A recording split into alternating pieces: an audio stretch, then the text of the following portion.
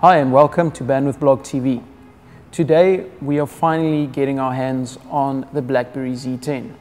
Ever since the launch of the bold 9900, BlackBerry has kind of like left us without any decent phones to compete with the new Android phones and the latest iPhones. Luckily that day has come, and here it is, the new BlackBerry Z10. In terms of design, it's very unassuming and not very flashy, which is something you kind of expect from something like a BlackBerry phone. So the corporate guys out there will actually find this phone right up their alley. You do get two versions, a black one and a white one. The white one here is maybe a bit more flashy, but the black one is very unassuming and it looks pretty good on any boardroom table. We do like this design, however. Even though it is plastic, it does feel very solid and it doesn't have any creaks or flexes when you move it around. On the front, you'll find a glass display with no buttons except for a sleep-wake button on the top and a volume rocker on the side. The operating system is very gesture-based, so there is no home button on the front or a back button as you might find on other devices. For example, if you want to switch the phone on, you just flick the device on, upwards, even if it is in standby mode. The display is great. At 335 pixels per inch, it easily competes with something like the iPhone 5. But it's not really competing with something that has a full HD display. But frankly, the typical person out there is not going to notice the difference. In terms of specs, it's pretty much the same as any premium smartphone out there right now. It's got a dual-core 1.5 GHz processor and 2 GB of memory, which means that in everyday use, it does feel very fast and easy to use. But enough about the hardware. The big news here is obviously that the Z10 ships with the latest BlackBerry operating system called BB10.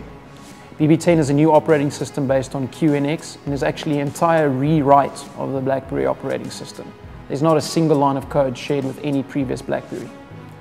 This means that all software needs to be rewritten, and you can really see that BlackBerry has taken a lot of effort to get developers excited about this new platform. At launch, it launched with about 70,000 apps and it quickly grew from there, but we'll get to that later. Like we mentioned, the device is very gesture-based. For example, if you want to go into the home screen, you move your thumb up from the bottom of the display. If you want to view your messages, you move up and move to the right, and it goes into a view they call BlackBerry Hub, which actually combines all the messages regardless of channel, be it Facebook, Twitter, SMS, MMS, whatever you might want, and actually combines them into one view, which we do like a lot. The keyboard is easily our favorite part of this new phone. While you're typing, little words jump up above the letter you're about to type, and you just simply flick up with your thumb. Before you know it, you're typing entire text messages by just flicking your thumbs upwards. What we also liked about this keyboard is how quickly it actually learned words that you do type a lot. For example, I type a lot of SMSs in Afrikaans, and even though the phone's language might be set to English, it very quickly learned those words, and I easily again started flicking the words. The other great news is that BB10 allows you to run certain Android apps within a runtime environment. While it's not as fast as, say, a dedicated Android device, it does open the device up to a lot more software capabilities. Then we get to the disadvantages of BB10. Even though it did launch with about 70,000 apps and quickly then grew from there, there's still a lot of almost rubbish apps in the app world. Major apps are in there, and you can really see BlackBerry did their best to actually encourage users to get excited about this new platform. For example, we did see things like Naspers' entire app catalog is already on here. For example, you'll see SuperSport and DSTV and News24 and all of that. And also the banks have lined up very quickly. So you'll find FNB and Nedbank and Standard Bank, but of course no ABSA. Battery life is more than decent. In heavy use, we got about 3/4 of a day out of it, but it's not really up to par to some of the high-end Android devices out there.